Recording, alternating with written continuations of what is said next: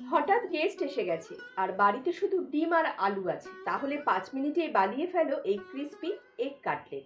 চলো কিচেনে আজ একটু ম্যাজিক করা যায়। এখানে সেদ্ধ ডিম আর আলু রয়েছে।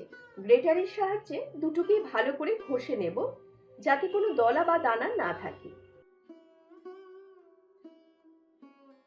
কাঁচা লঙ্কা, আদা, রসুন আর পেঁয়াজকে একটু কুচি করে নেব।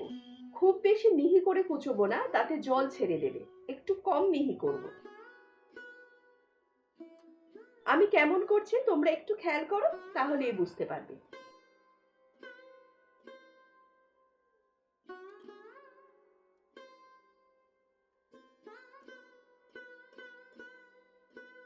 সবকিছুকে একই পাত্রে নিয়ে নেব। এর মধ্যে একে একে দেব স্বাদ মতো লবণ, হলুদ, গোলমরিচের গুঁড়ো। গোলমরিচের গুঁড়োটা ফ্রেশ নেব, তাহলে স্বাদটা ভালো হবে। ভালো করে মেখে নেব।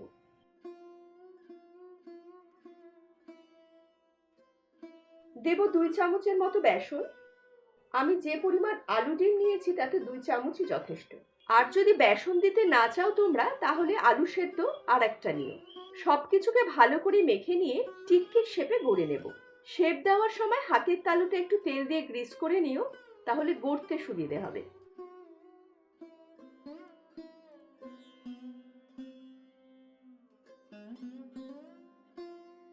এখানে খানিকটা সেমাই রয়েছে, ভালো করে হাত দিয়ে একটু ভেঙে নেব। তারপর টিক্কিগুলোকে সেমাই দিয়ে খুব ভালো করে কোট করে নেব।